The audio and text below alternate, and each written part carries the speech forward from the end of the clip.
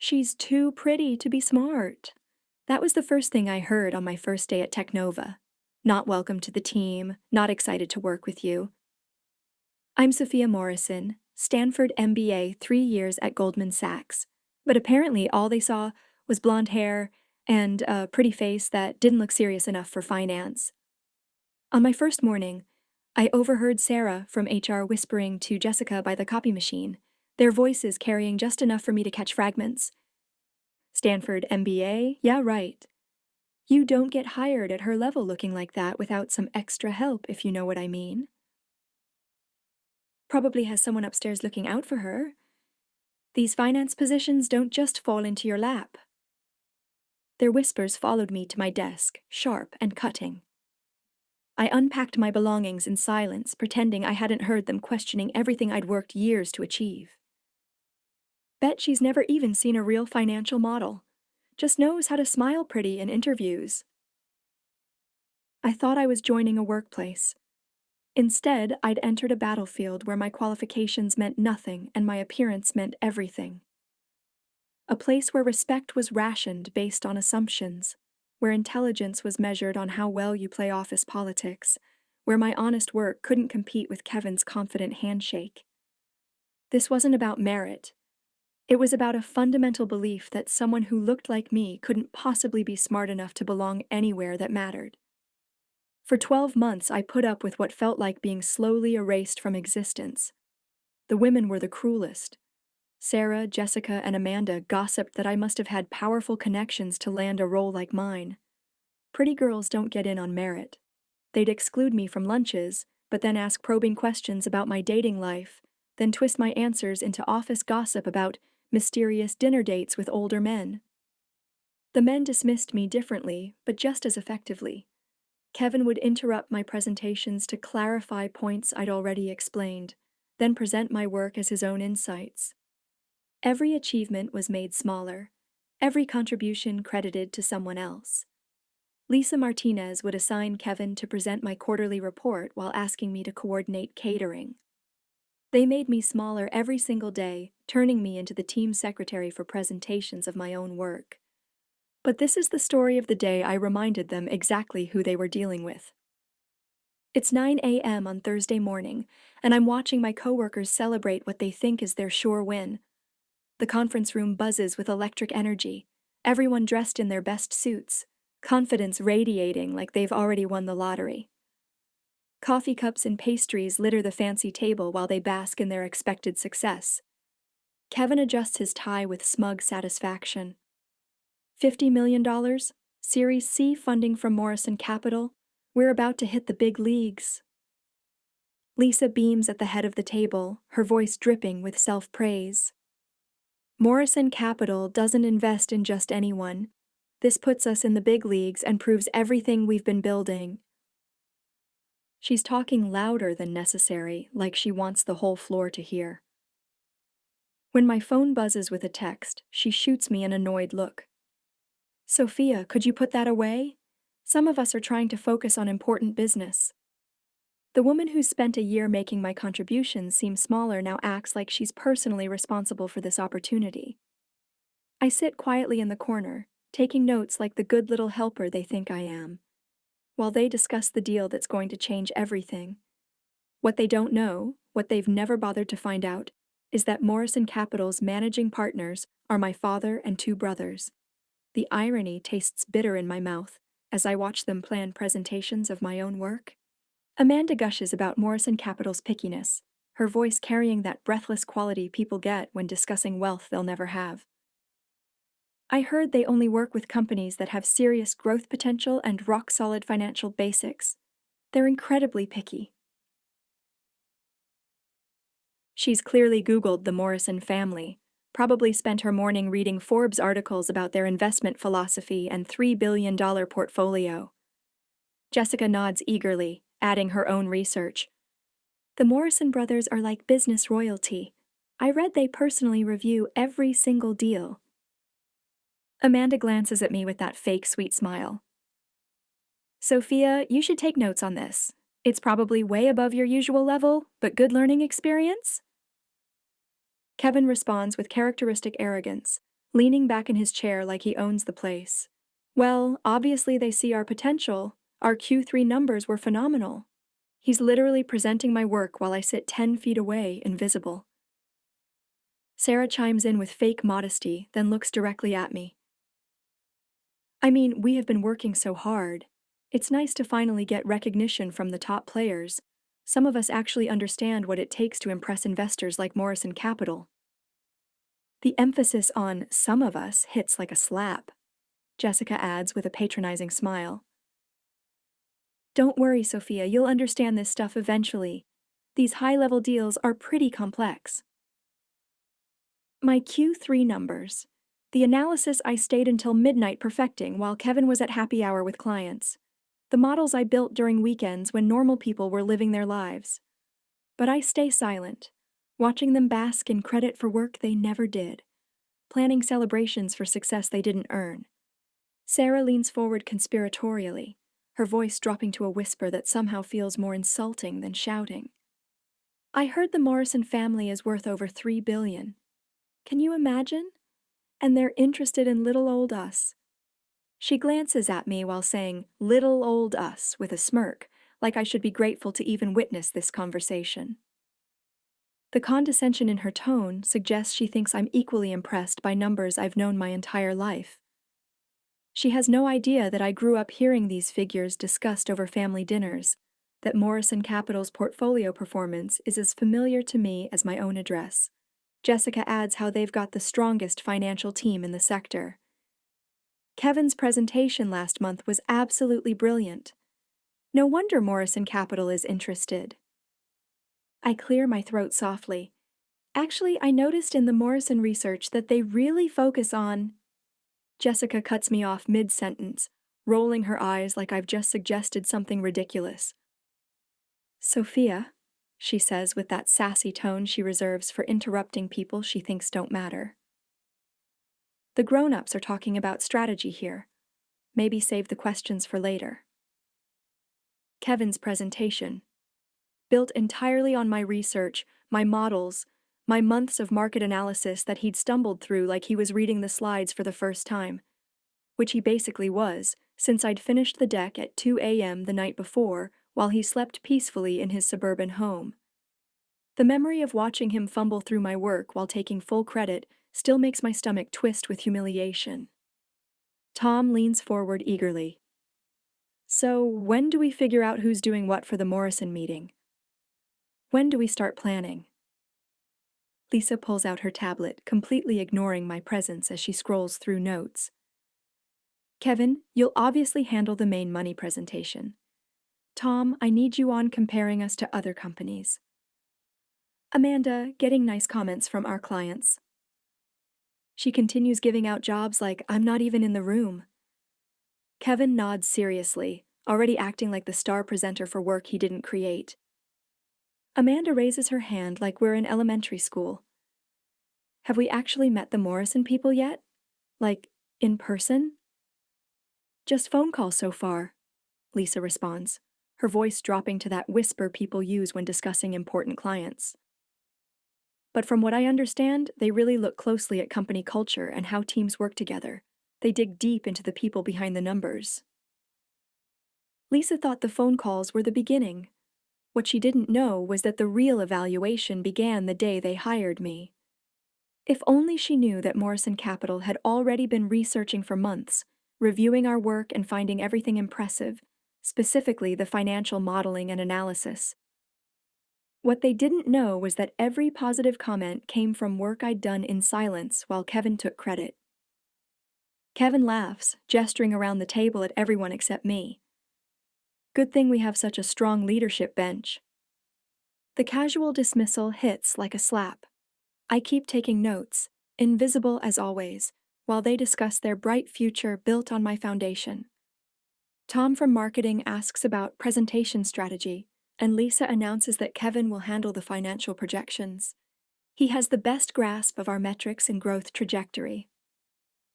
My metrics. My growth trajectory. 12 months of analysis that Kevin couldn't replicate if his life depended on it. The man who asks me to explain basic concepts in our weekly reviews is somehow the expert on work I created from scratch. David from HR glances at me for the first time all meeting. What about Sophia? Doesn't she usually handle the background research? The room goes quiet for a moment, their eyes settling on me with the kind of polite discomfort people show when acknowledging someone they'd rather ignore. It's the silence of people who've forgotten I'm capable of contributing anything meaningful to their important discussions. Lisa's response is carefully measured. Sophia's been helpful with data entry and organization, but for something this important, we need our most experienced people front and center. Lisa suddenly turns to me, her brow furrowing like she's just remembered I exist. Sophia, did you finish organizing those client files I asked for yesterday? And what about the expense reports? Are those sorted by department like I specifically requested? Her tone is sharp and condescending, the way you'd speak to a child who forgot their homework. Everyone at the table goes quiet, watching as she continues her interrogation. Also, I noticed some typos in the backup documentation you prepared. We can't have sloppy work when Morrison Capital reviews our materials. Did you double-check everything like I told you to? The humiliation burns as she keeps going, treating me like an incompetent intern in front of the entire team. This is the kind of conversation that should happen privately, not as public shaming in front of colleagues who already think I don't belong here. Sarah tries to hide her smirk, but I can see the satisfaction in her eyes as she watches me get torn down. She seizes the moment to make herself look good. Lisa, you're absolutely right to be concerned about attention to detail. I actually took the liberty of creating a comprehensive checklist for all Morrison Capital materials, cross-referenced by department, with built-in quality control measures. I can share it with everyone to ensure we maintain the highest standards of professionalism. Training wheels. I have more finance experience than half this room combined, but they see my face and assume I'm fresh out of college. Kevin agrees enthusiastically about investors wanting to see seasoned professionals with real credibility. Amanda suggests sweetly that I handle supporting materials. Make sure everyone has what they need. You're so good at that organizational stuff. Organizational stuff. Like I'm hired to manage their calendars instead of analyze markets that determine their company's future. Lisa decides this is perfect.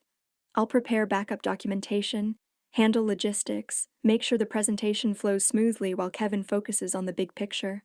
I nod silently, swallowing the humiliation like I have hundreds of times before. The taste is familiar now, bitter and metallic, settling in my stomach like poison. They continue dividing responsibilities. The men got the stage, the women got the clipboard, and I got the leftovers of the clipboard, the parts no one else even wanted. Kevin practically bounces in his chair, unable to contain his excitement. I can't wait to see their faces when we land this. $50 million from Morrison Capital will be the talk of the industry. Tom leans back smugly. The Morrison family doesn't mess around. I heard they shut down a deal last year because they didn't like the company culture. Very family-oriented investors. Amanda suddenly perks up with fake excitement. Oh, Sophia, you should totally offer to get coffee for the Morrison team when they visit. You're so good at that hospitality stuff. Make sure you wear something appropriate. The way she says appropriate makes my skin crawl. Jessica jumps in with her own suggestion. And maybe you could handle the name tags and welcome packets? We need someone who's really detail-oriented for the small tasks. Small tasks? Like I'm the office intern instead of the person who created their entire presentation. Lisa announces the timeline with dramatic importance. Final presentation is next Friday. Morrison Capital's senior partners will be here in person. Jessica suddenly straightens up, putting on her most professional voice. Actually, Lisa, I was thinking about the logistics. We'll need someone to handle the refreshment setup, coordinate parking arrangements, and ensure all the welcome materials are properly organized. Sarah jumps in eagerly, matching Jessica's tone. Oh yes, excellent point. And someone should definitely manage the sign-in process and escort the Morrison team to the conference room. Very important first impressions. Jessica nods seriously, then glances at me with fake thoughtfulness. I think Sophia would be perfect for coordinating all those details. She's so thorough with administrative tasks. Sarah exchanges a knowing look with Jessica, the kind of silent communication that says everything. A small smirk plays at the corner of Sarah's mouth. Absolutely. Sophia can handle all the behind-the-scenes coordination while we focus on the strategic presentation elements. Amanda catches the exchange and can't hide her satisfied smile. Even the other women around the table notice the subtle power play and smirk. There's something almost electric in the air, the collective satisfaction of watching the pretty girl get put in her place. Jessica continues with fake authority. It's really about playing to everyone's strengths. Some people excel at high-level strategic thinking. Others are naturally suited for operational support. The way she says operational support while looking directly at me makes it clear exactly which category she thinks I belong in. The complex financial stuff that I created, that I stayed up until 3 a.m. perfecting while they were all sleeping peacefully. The conversation shifts to celebration planning, to how they'll announce the news, to the promotions and bonuses that will follow. They're already spending money they don't have, taking credit for success built on work they didn't do. It's like watching children play dress-up in their parents' clothes, completely convinced they're real grown-ups making important decisions. Sarah suggests sending me out for coffee since the meeting might run long. We'll need to stay sharp for this level of strategic planning.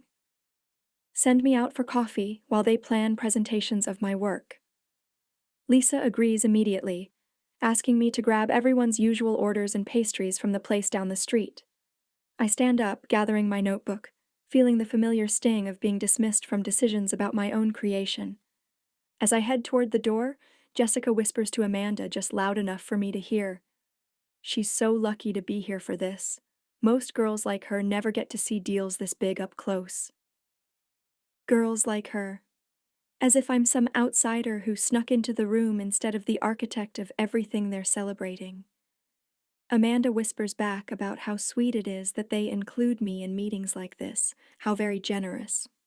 Generous, like my presence is charity instead of necessity, like they're doing me a favor by allowing me to witness discussions of my own work. The condescension is so thick I can taste it, metallic and sour on my tongue. I pause at the door, my hand on the handle, listening to them plan my future humiliation. Kevin asks if Morrison Capital will be impressed by their team, and Lisa responds with absolute confidence. Absolutely. We've got exactly the kind of leadership and expertise they're looking for. That's when something inside me snaps. Not breaks, snaps. Like a rubber band stretched too far, like a wire pulled past its tensile strength. The sound is almost audible in my head, a clean break that severs whatever invisible thread has been holding me to this place, these people, this systematic diminishment of everything I am. I walk back to my seat with steady steps, sit down, and pull out my phone. My fingers shake slightly as I open my text messages, not from nerves, but from the magnitude of what I'm about to do. The words flow easily. Dad, it's Sophie. I need you and the boys to pull out of the Technova deal. Now I'm done here. The response comes within 30 seconds. Consider it done, sweetheart. We're on our way. That's when I turn back around, something inside me snapping, not breaking, but snapping clean like a wire pulled past its tensile strength. I walk back to my seat with steady steps, sit down, and pull out my phone. My fingers shake slightly as I open my text messages, not from nerves but from the magnitude of what I'm about to do. The words flow easily. Dad, it's Sophie. I need you and the boys to pull out of the Technova deal. Now I'm done here. The response comes within 30 seconds. Consider it done, sweetheart. We're on our way. I interrupt Kevin's explanation of presentation strategy. Actually, there's something you should know about Morrison Capital. The room goes quiet. Lisa looks annoyed at the interruption. Morrison Capital just pulled out, I announce with perfect calm. The silence is absolute.